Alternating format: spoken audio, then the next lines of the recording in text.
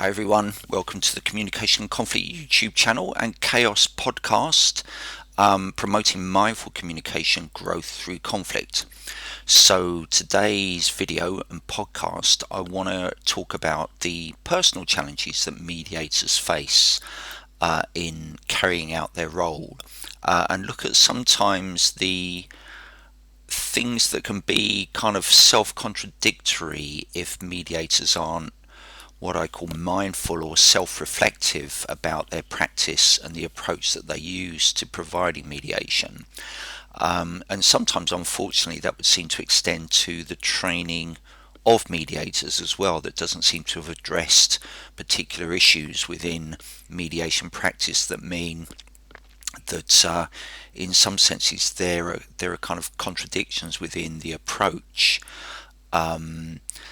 So some of the things that I say today might be for some mediators a little bit provocative and challenging for them, particularly if they've got very used to practicing in a particular way.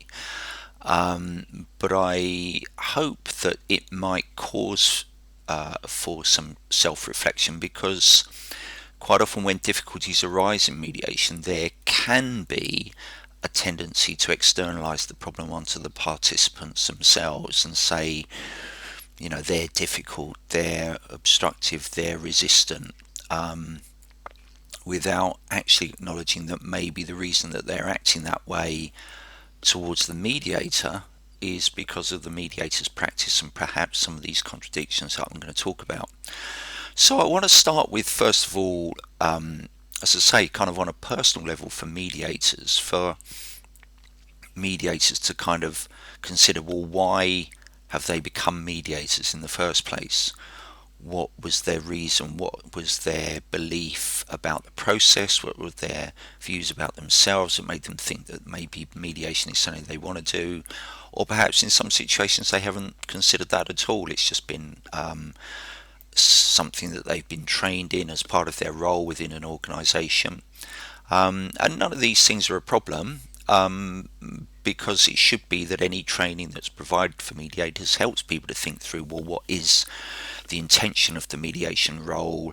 What do I do? Why do I do it? How does that support resolution of conflict for people? So in itself, it doesn't matter if people haven't considered these questions, but it is very important that they consider the questions while training or through the training. Ideally the training helps people to consider these questions, but also it's very important they continue to consider them after having trained, because otherwise it will impact on their practice and also on, obviously, the support that they do or don't give to the people they work with. So I want to start off by talking about how mediation in many ways is quite a unique kind of process, because it's a process that helps people to create their own answers for themselves. It's not a process that fixes people. And that's a really important distinction right from the start. And as I say, is at root of many of the, if not considered, it's at the root of many of the things that then go on to be problems both for mediators and for people who use the process of mediation to resolve their disputes or to try to do so. So if I give you an analogy, and I hope it doesn't sound too kind of off the wall, but if I have a washing machine and it doesn't work, most people who are washing machine repair people would be able to kind of come in and fix it, because pretty much washing machines all work roughly the same. Some look a bit more flash than others, some have got special little accessories and things like that, but mostly they all operate the same. They're a spinning drum. You put the washing in, water goes through, detergent goes through, they get cleaned, they get rinsed, it gets spun, you take the washing out, and there are various mechanisms that help that process to happen. So anybody who's an expert in repairing washing machines would pretty much be able to fix any kind of washing machine that they come across. But the thing is, human relationships are not mechanistic and the same across all models. every relationship is unique and very, very complex. So you can't have an outside person who is an expert in any human relationship. The only experts in that relationship are the people themselves. So therefore, mediation isn't a process of fixing people's relationships. It's a process that helps them to fix their own relationships because they're the only experts in their situation. They're the only experts in their relationship. Nobody else can possibly begin to know all the different factors that come into why people say what they do, why they feel what they do, why they act in the way they do.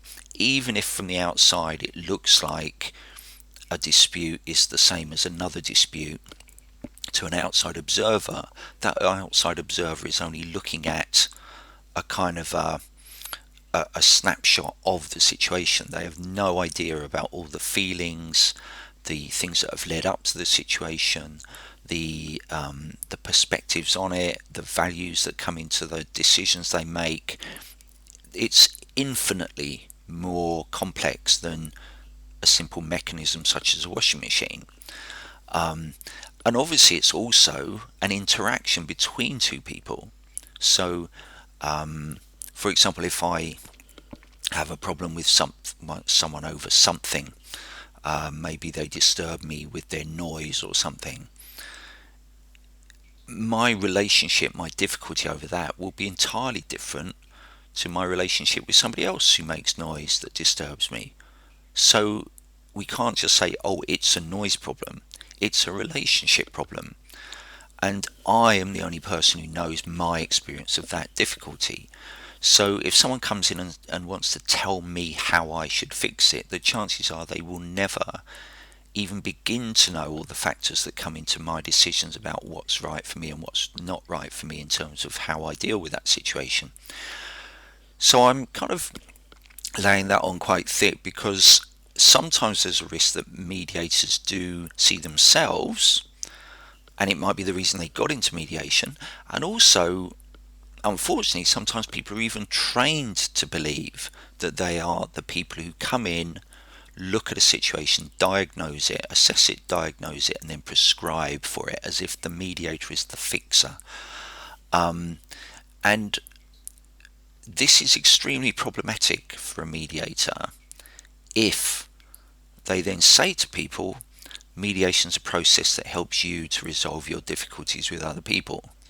Because on the one hand, the mediator is saying that's what it's about, but on the other hand, the mediator is, if they take that approach and think they're there to assess, diagnose and fix, they're actually trying to impose their own solution on people. And so therefore there's a contradiction in people's experiences of having mediation. And this does arise in situations quite often. In the past, if I've gone to kind of mediation network meetings where people have talked about approaches they've taken to disputes, and the people they've worked with have been quite resistant or haven't kind of resolved their difficulty, the mediators have talked about the approaches they've taken and they have been very fixing. But they've said that the problem was the participants, because in a sense, whether they say it as explicitly or not, the problem was with the participants, because the participants resisted the fix that the mediators were trying to push onto them. Now, that's self-contradictory, really, because mediation doesn't say it's going to be the mediators or the mediation process that's going to fix people.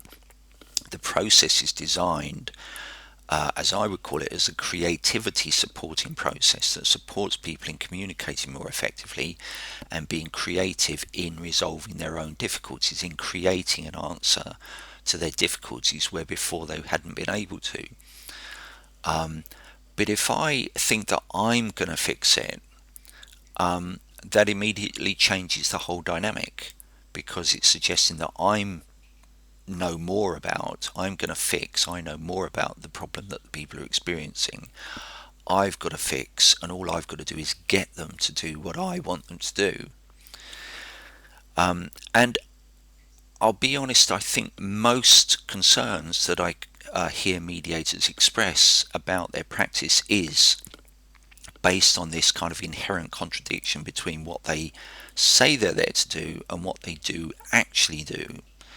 And sometimes it's not even the case that they're conscious of that contradiction. So one of the things I most often find myself doing is outlining how that contradiction is present in what they're saying and what they say they claim to be doing. Now, the thing is, I've got no problem with people saying, okay, I'm going to listen to your problem, I'm going to listen to the other person's problem, and I'm going to tell you what I think you should do. That's fine. If people want to say that's what they're going to do, everybody knows up front what it is. I wouldn't call it mediation, but I would say if it's accepted by everybody involved, it's an okay thing to do. It's actually more like arbitration when that happens, which, as I've said on other videos, is a very, very different process. But if mediators are saying to people, we'll help you to resolve your difficulty with another person, rather than we'll tell you what you should do, then people are going to experience that as a contradiction and are not going to see mediators impartial. They're going to see mediators as taking sides. They're going to feel perhaps a little bit threatened by the role of the mediator and therefore are going to react against it. And again, I would say there are various times where mediators haven't really stopped to consider whether that's what they're doing or not. And I would say it comes from two sources. It is that sometimes people become mediators because they think, they have a good view of the world, they've been maybe successful in something, they think they know how to deal with relationship problems, so their role is to tell other people how to fix theirs, which is kind of a little patronizing, but at the end of the day, it's something which in a way is present in all of us if we're not willing to acknowledge it. Whether we're willing to acknowledge it or not, but it's whether we then think that we can actually then do that with people in mediations. But there's also the fact that sometimes training courses do seem to introduce kind of more formalized approaches that also seem to be looking to suggest fixing of people. So I'm going to go into some of the examples of what I mean here, because I really don't think this is often considered in a lot of mediation practice, and yet it is the case that it's kind of the root cause of a lot of mediators having a lot of difficulty in their practice. And to be honest, sometimes it is the reason that people say they come to our training course, because they found that the training that they've had has not given them the skills to support people being creative and to communicate effectively. It's given them training in fixes, even though it might not have been called that. So, as I say, this is where I'm going to say some things which people might find a little bit provocative, but I hope in a sense it gives you pause for thought, whether you agree with what I'm saying or not. But I'll give you some examples of practices and kind of theories and even expectations of what the mediation process is seen as doing or providing in some people's eyes, which I would say are pretty much all attempts to fix people rather than actually create a space in which people can fix themselves. So if I give you a simple example to start with, there's a practice that some mediators use called reframing. So reframing is where people say something about their problem and on whatever basis, and it's never quite been clear on what basis this is, and there may be some people out there, some mediators out there who say, oh yes, there is a basis to this. The mediator changes what the person has said. When they summarize it back to them, the mediator changes what the person has said to a form that the mediator thinks is a more appropriate or better way of saying things. Now that's immediately fixing, but a lot of mediators say no, it's helping, But actually, it's not. It's fixing. It's trying to fix people. It's trying to say to people, the way you're expressing yourself isn't the right way. I know a better way. I'm now going to tell you that better way. Um, and so effectively, straight away, the mediator is taking over control of what is being communicated and how it's being communicated. Um, so it is straight away trying to fix. It is saying, no, don't do it like that. Do it the way I'm saying. Now, the thing is, it may be that the mediator does manage to get people to do that throughout the process. But all that's meaning really is that the participants are kind of jumping through hoops for the mediator's benefit through the mediation meeting, so that in a way the mediator can say, it would seem, I got them to do these things, to express themselves in this way. But the point is, that's only during the mediation that's changed. Beyond the mediation meeting, it's quite likely people will want to return to how they normally express themselves, because that's how they've grown up living, expressing themselves, etc., etc. So it's kind of makes the mediation process more of just kind of a performance space for the mediator to get people to kind of perform for the mediator, so the mediator can say, I got them to say things in a different way. So there's no real sense in which that's meaning that people are creating their own resolution, because they're only doing what the mediator is getting them to do or speaking for them to do during the mediation. Beyond the mediation, the chances are they're going to carry on speaking as they always have done. And it's kind of puzzling to me as to why a mediator would want to do that. It can be based on a belief that the mediator kind of has had some kind of training in how to express yourself correctly or properly. But really, you know, it's kind of a little bit arrogant, even if there is some kind of theory somewhere that says that. Um, and and it kind of means that in the mediation, either the participants are going to resist the mediator, and then the mediator is going to say that person's very difficult, was resistant, etc., when actually they wouldn't really have needed to be resistant if the mediator wasn't trying to impose a particular way of saying things.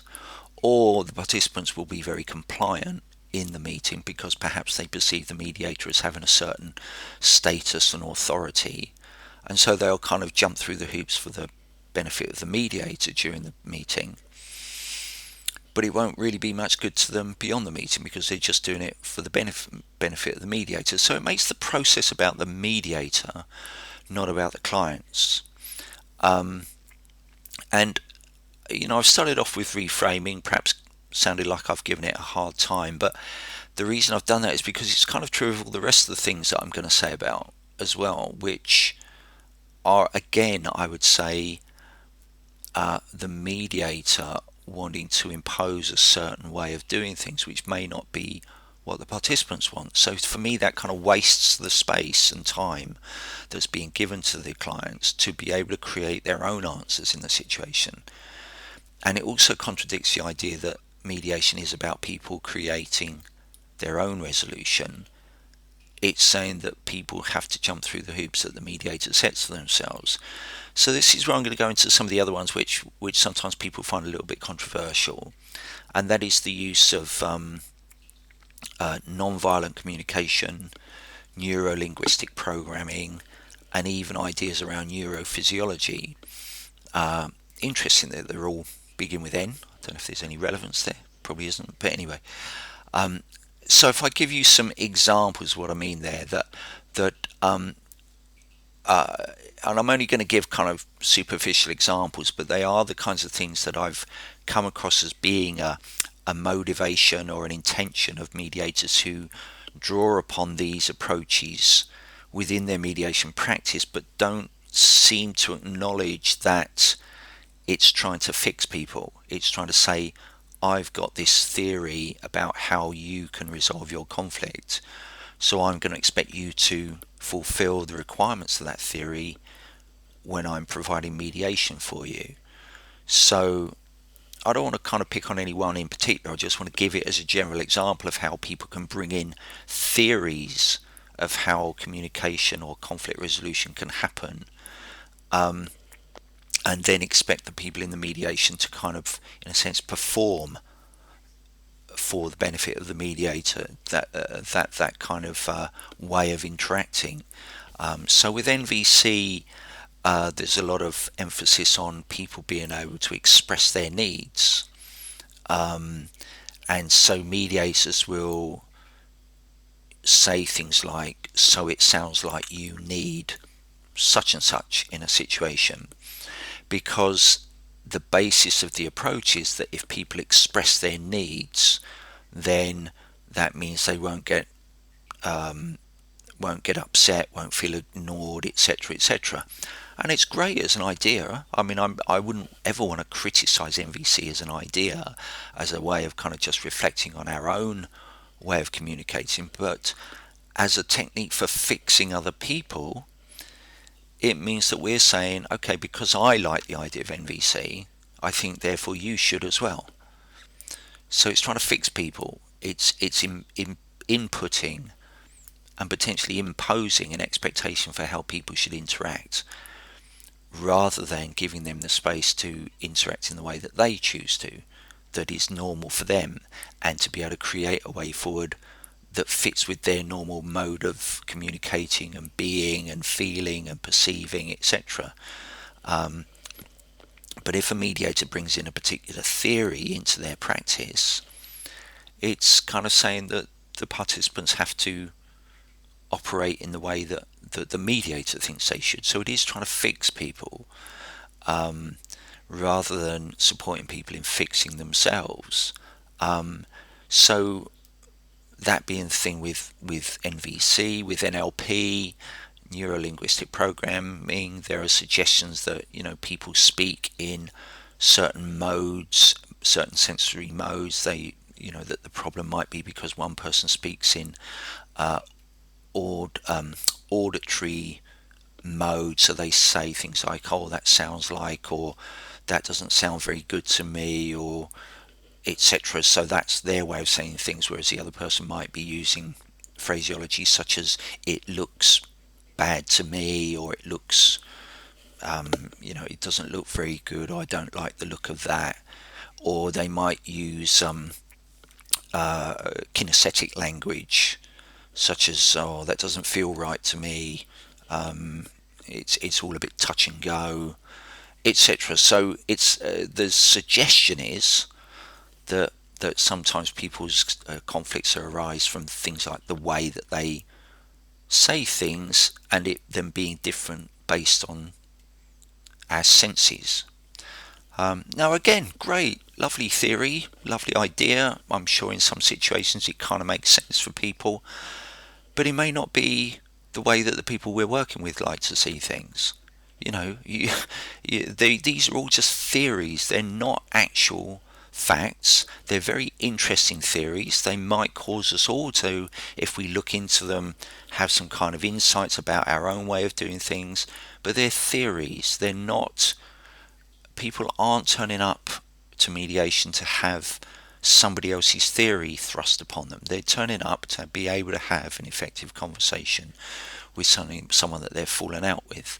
And if the mediator is trying to steer people to communicate and act in a particular way, the mediator is trying to take control of people's difficulty and trying to fix them. So therefore, they will inevitably receive resistance, or that, as I said, they'll get compliance, but it won't be any good for people beyond the meeting. So it will all look lovely in the meeting. Oh, they all started speaking in a particular mode, etc. And I explained to them why that's important, and etc., etc. So they do it in the presence of the mediator, in a sense, to perform.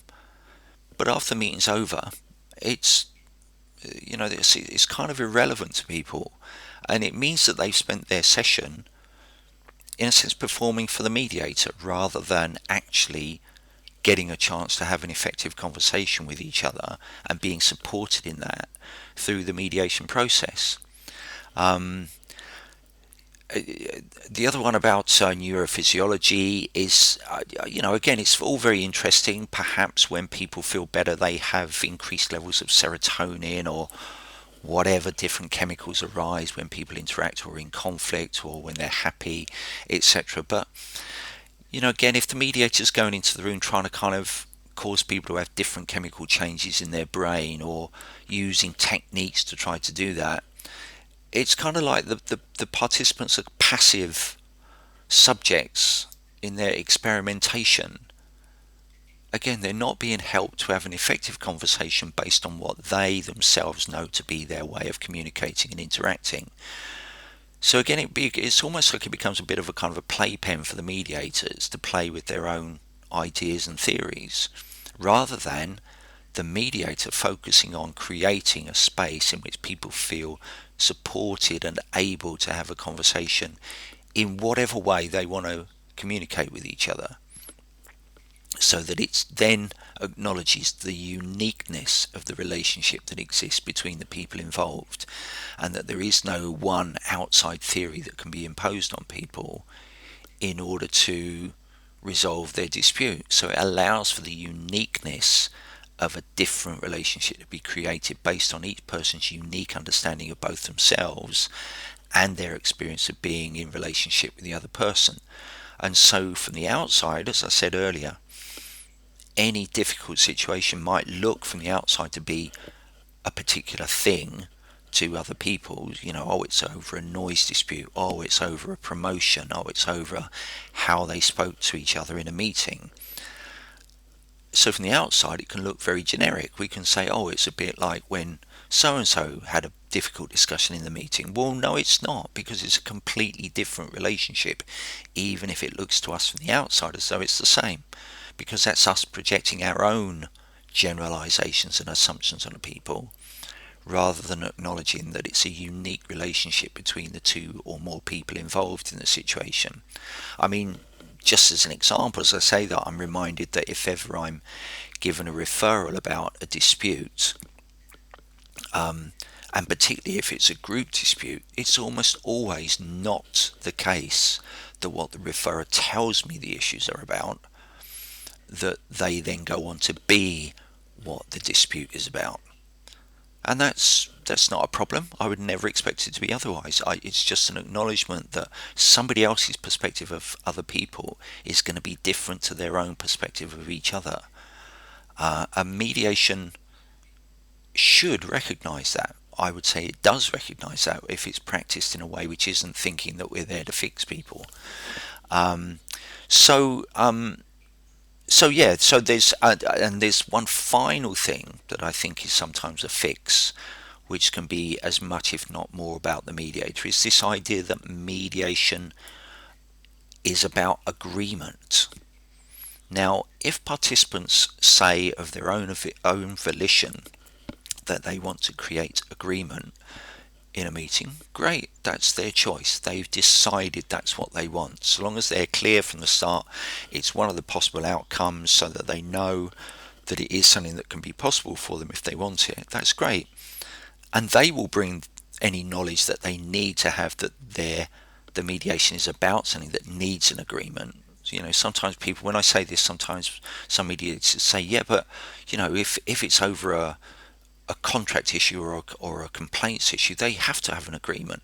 It's like, well, great, but they're going to know that much better than anybody else does, so they don't need to be told that. They don't have to have it imposed on them. They can, again, make their own decision about that. But also, they may decide it's not necessary. So if a mediator's got an agenda that they should always have an agreement, then again, they're trying to fix and trying to get people to kind of jump through hoops and perform for them, rather than trusting that people know for themselves what's best as an outcome for their mediation process.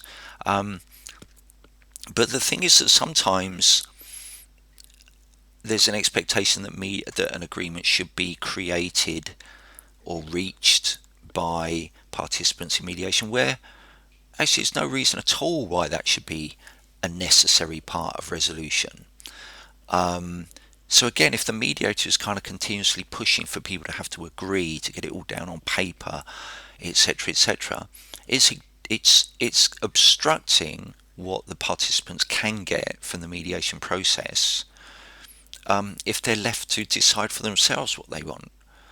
Um, and also it kind of doesn't acknowledge that actually conflict can be resolved, relationship difficulties, communication breakdown can be resolved without any need for agreement to be made.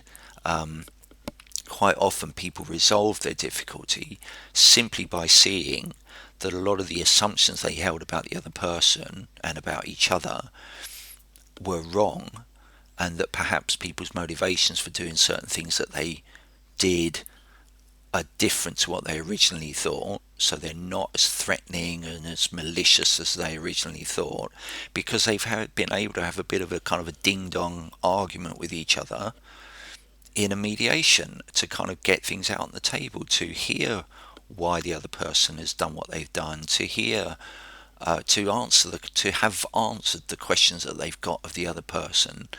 Um, and at the end of that, they don't necessarily need any agreement about anything. They just have inevitably come to a new recognition of the person, a new understanding of the person, a new understanding of their intentions and their motivations. But that doesn't have to be put down on paper for there to be resolution of the dispute. Um, and um, and the thing is that sometimes mediators are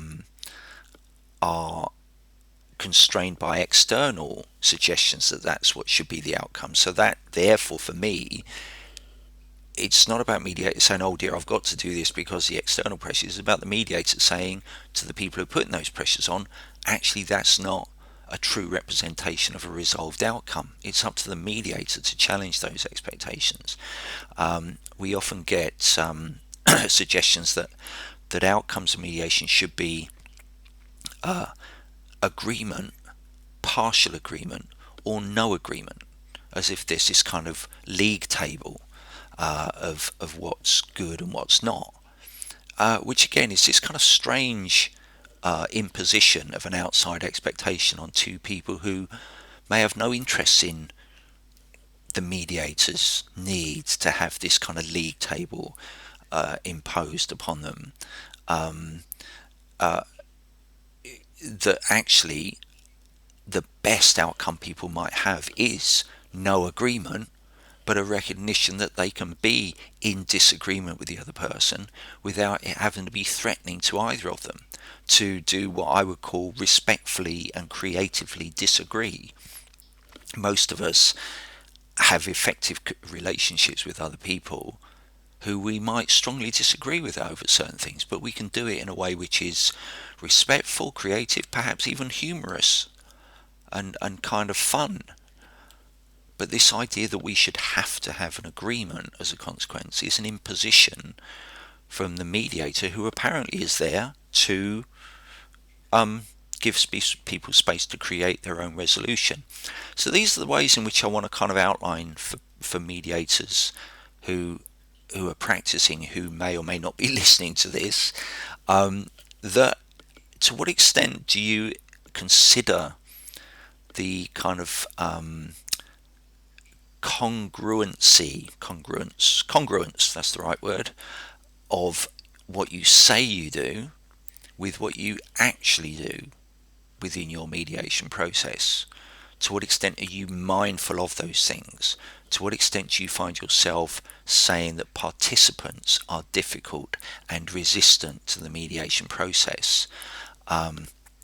I hear a kind of a strong manifestation of that, what I would say lack of recognition of, or lack of openness to self-exploration, when I hear people suggest that mediation should be compulsory, and they say, these people, they're not being mature, they're not being, I don't know, reasonable by not participating in mediation, and which again is a kind of a complete dismissiveness, I would say, towards the participants in the process. They're people going through a very vulnerable time. They may have good reason for not wanting to participate in mediation at the time that it's being offered, or even in some eyes expected. Who's to say that 3 weeks later they would then be open to the idea of it? But this kind of imposition and then the kind of demonization of the participants when they don't want it or they don't act as the mediator expects that they should. That's not about the participants, that's about the mediator. How can I ever get frustrated with participants in the mediation process? They're people I don't know, I have nothing to do with, I'm not involved in their problem. I'm there to provide a process for them to choose to use or not as they wish. The purpose of the process is to provide a creative space for them to step into if they choose to. Where can I fall out with people over that? Where can I start coming into judgments of them over that? It's only where the mediator's got their own kind of imposing agenda on people that those kinds of suggestions come in.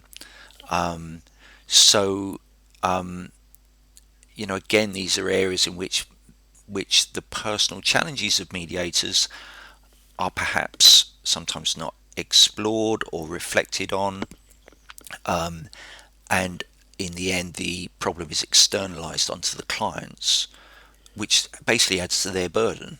If they suffer from the consequences of that, it adds to their burden. It doesn't help them that they've also now got a judgment, a kind of a critical judgment from a mediator about their behaviour on top of the problems that they've already got, that they were originally hoping mediation would help them with.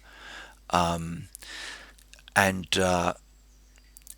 I think, the point I want to really make here is, to what extent is mediation being provided effectively if mediators are coming into the process with this agenda? If they're not reflecting on their own motivations, their own expectations, their own contradictions in their practice, if they're on the one hand saying that mediation is a facilitative process that supports people in creating their own answers, their own resolutions, but then on the other hand they're bringing in all sorts of imposed theories and expectations of people, that then kind of is, as I say, self-contradictory. It's not a space in which people can create their own answers. It's a space where people are being expected to fulfill the theoretical model that the mediator has been trained in, or has carried with them through being trained as a mediator into their mediation process. So it's either that people are trained in these theories, or they already have them and they're seeing themselves as applying these theories within the mediation process. And an effective mediation training should be challenging those assumptions throughout the process of the course, throughout the duration of the course, so that people are challenged to consider whether their intentions and their motivations as a mediator is to support people in creating their own answers, or whether they're wanting to fix people. And that, in a sense, also then goes back to the original motivation for being a mediator. Why do we want to be a mediator? Do we think the world needs my imposed value system, my imposed views? Because if only everybody thought and did things the way I think they should, then the world would be lovely. So, it's an important thing to consider. Is it that I'm experiencing my own unresolved conflict in some aspect of my life, and in a sense, if I see other people resolving their conflicts, then I'll feel better about the fact that I haven't resolved my own? Or can I separate those two things out? And even if I can't let go of the fact that I have my own personal issues about conflict, can I develop a discipline of practice, which means that my stuff doesn't come into the mediation space that I'm creating? And for me, that's what mediation practice should be about. It's about having a discipline of practice, which means I'm a human being, I mess up, I've got my own inner conflicts, I've got my own views about the world, but if I adopt a particular discipline of practice, that is kept out of the mediation space that I provide for people, so that they're genuinely given as clear a space as possible to create what's important for them without me wanting to impose my stuff onto them. And so that's why mediation for me should be a discipline. And I could talk further about why I think it should be a discipline and not a profession, because professions tend to be fixers. But that's perhaps another video. But this is why I think it's really important to look at the personal challenges of being a mediator, and also how those challenges can be addressed through training, or they can be reinforced as a problem through training. And I would say the way that you will know if that's the case will be if you, when you provide mediation, find yourself very much stressed, very much worn out, very much carrying like a burden the difficulties that people are experiencing. Because it means, if that's the case, it means you're making their problem your problem, and you're trying to fix them when you have no control about how they go on to live their lives and fix their problem. And it's not your job to try to control it. It's your job to help them to create an answer for themselves. But the second you try to take ownership of their problem, and you do it through these means of fixes and theories and expectations, you will be very stressed and worn out, and perhaps even angry towards the people that you provide mediation for. So if you find yourself in that kind of situation as a mediator, I would feel fairly confident that it is because you're trying to fix people, and you're expecting people to want your fix and to be happy about your fix and to perform for you. So these are the ways in which I intended this to be quite challenging. And I hope that it is. And I hope that if you've got questions, and if you want to explore it further, you can put questions in the box below. If you don't like what I've said, please say that, and please say why, because that can lead to further exploration. But I think the understanding that mediation is not like being a washing machine repair person. You don't come in with a fix as if to say everybody else operates pretty much the same like a washing machine. That it's a process, the mediation is a process that acknowledges the absolute uniqueness of every relationship that exists between people, and the idea that anybody from the outside will know the fix for that relationship is a delusion. But it's a delusion of wanting to control other people rather than trusting that other people have the creativity to resolve their own disputes. And when it can be seen like that, I believe it's a very light process. It's a very liberating process, but it also accepts that people have conflict. It acknowledges that people have conflict. It's not trying to suppress that. It's not trying to get rid of it. It's acknowledging that conflict exists, but that it can be an amazing opportunity for learning and change and growth, or learning, connection and insight, as I talk about in some other videos, the 3 cheers for conflict, the opportunities within conflict. But when we try to fix people, it's as if we're saying they've got to change in the way that we think.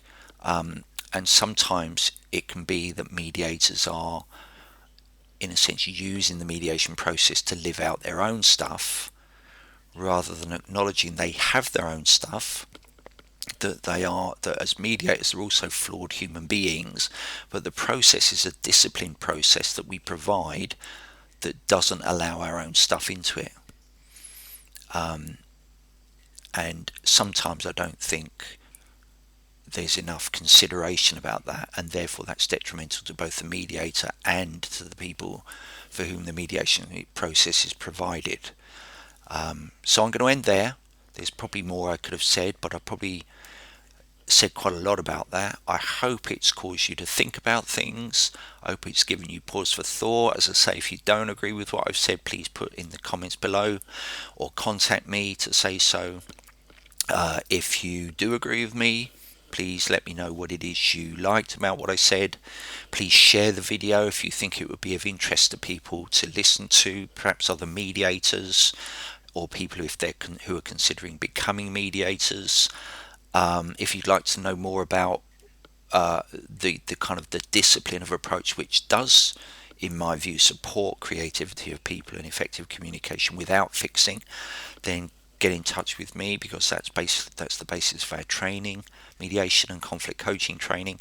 And subscribe if you'd like to hear more videos. As you know, they're not all about mediation. A lot of them are about communication and conflict resolution in general. But hopefully they're all of interest to you if you've even listened to this video in the first place. So thanks again for listening and watching, and have a good day. Bye bye.